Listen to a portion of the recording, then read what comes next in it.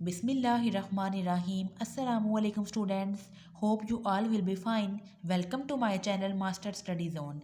Students, हम already ये topic discuss कर चुके हैं प्रेजेंटेशन स्किल्स में डिक्रीजिंग स्टेज फ्राइट का, लेकिन ये मैंने आपके लिए एक न्यू बुक मुझे मिली है क्योंकि बहुत सारे स्टूडेंट्स हैं स्पेशली पंजाब यूनिवर्सिटी के जिनको पेपर में ऐसे आता है क्वेश्चन, जैसे उनको पहले क्वेश्चन आया था right the check list for revising ऐसे कि आप एक चेक लिस्ट बनाएं ऐसे को रिवाइज करने के। तो स्टूडेंट्स ये मुझे आपके लिए एक न्यू बुक मिली है, तो हम हर टॉपिक के साथ साथ इस बुक से भी अपने हर टॉपिक को प्रिपेयर कर लिया करेंगे ताकि इजीली आपको जिस तरह का भी क्वेश्चन पेपर में आए, आप जिस यूनिवर्सिटी में भी पढ़ रहे हैं तो इजीली आप लोग जो है वो किसी भी यूनिवर्सिटी में अगर कोई क्वेश्चन आएगा कि चेक लिस्ट लिखें किसी भी क्वेश्चन की, तो आप इजीली उस क्वेश्चन को अटैम्प्ट कर सकें।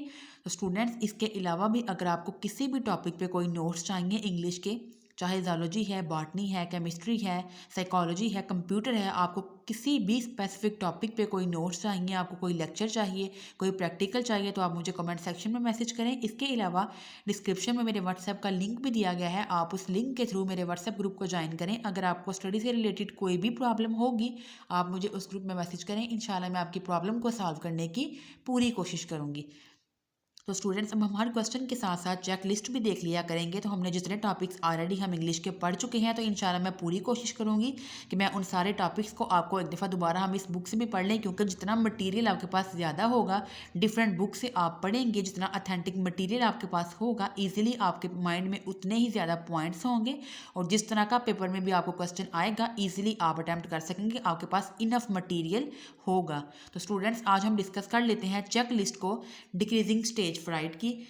तो देखिए स्टूडेंट्स, इसमें सबसे पहला पॉइंट क्या है, know your subject well, prepare with the attitude that you want to know the subject on that day better than anyone else.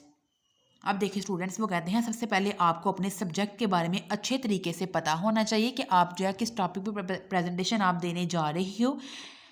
Next आगे देखिए क्या है, rehearse your talk several times, आप रिहर्स करें, बहुत दफ़ा आप रिहर्सल करें। If possible, rehearse in the same place where you will speak. This can easily be done within your company, but if your speech will be outside your company, try to arrive at the place early and take a look around. देखिए वो कहते हैं कि आप rehearse करो several time, अगर तो possible है तो आप उसी जगह पे रिहर्स करें, प्रैक्टिस करें जहाँ पे आपने प्रेजेंटेशन देनी है। लेकिन अगर आप आपकी ऑर्गेनाइजेशन से या कंपनी से बाहर कहीं कोई जगह है तो आप कोशिश करें कि आप टाइम से पहले पहुँच जाएँ और एक दफ़ा उसको विजिट कर लें, एक दफ़ा घूम फिर के आप उसको देख लें। रिक्वेस्ट इन एडवांस अ लेक्टर्न। अब स्टूडेंट्स लेक्टर्न हम कहते हैं एक टॉल स्टैंड है जिसकी स्लोपिंग टॉप होती है, जो स्पेशली यूज़ करते हैं लेक्चरर जो है वो खड़े होने के लिए, जहाँ पे वो खड़े होते हैं अपने नोट्स वगैरह वो रख लेते हैं और ईजिली वो फिर खड़े होके वहाँ से अपने नोट्स की तरफ से या बुक की तरफ से देख के वो स्पीच या लेक्चर दे सकते हैं, उसको हम कहते हैं lectern. It helps to hold not only your notes but occasionally a trembling hand. देखिए वो कहते हैं ट्रेम्बलिंग हैंड्स, हम कहते हैं शिवरिंग हैंड्स को। अगर आपके हैंड्स भी कांप रहे हैं, आप शिवर कर रहे हो, तो वो हेल्प आपको करेगा कि आप उसको होल्ड कर लोगे, तो आपके जो शिवरिंग हैंड है वो आपके ऑडियंस को नज़र नहीं आएंगे। अगला पॉइंट देखिए students, pre check any equipment you will need. अगर आपको किसी इक्विपमेंट की ज़रूरत है तो आप पहले उसको एक दफ़ा चेक कर लो, प्रोजेक्टर की स्क्रीन को, एक्सटेंशंस को, इन सारी चीज़ों को आप एक दफ़ा देख लो।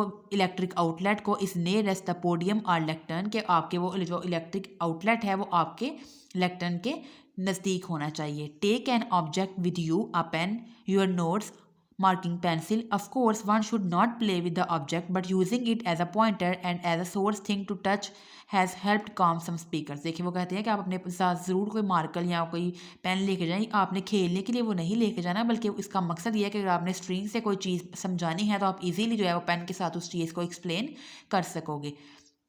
6 वाला पॉइंट देखिए students, breathe deeply and slowly before speaking. बोलने से पहले आप एक गहरा सांस लो स्लोली से, फिर आप बोलना स्टार्ट करो। Try moving a little in your chair, cross and uncross your legs.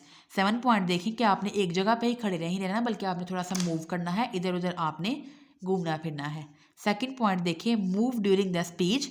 आपने स्पीच करते हुए भी इधर उधर मूव करना है। सम मूवमेंट्स होल्ड्स ऑडियंस अटेंशन। इस तरह अगर आप मूव करोगे तो आप ऑडियंस की अटेंशन को होल्ड करोगे। एंड रिलीज नर्वस एनर्जी, और आपकी जो नर्वसनेस की एनर्जी है वो रिलीज होगी।